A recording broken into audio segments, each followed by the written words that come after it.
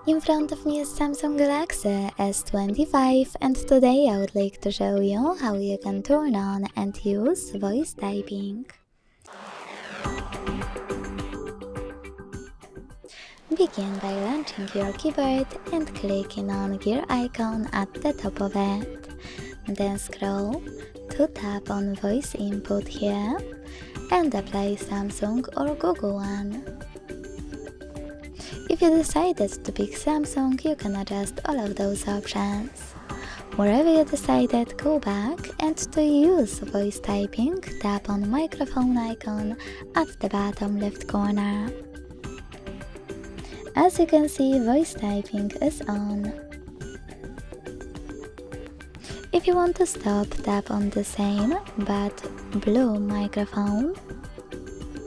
Or in case of Google voice input,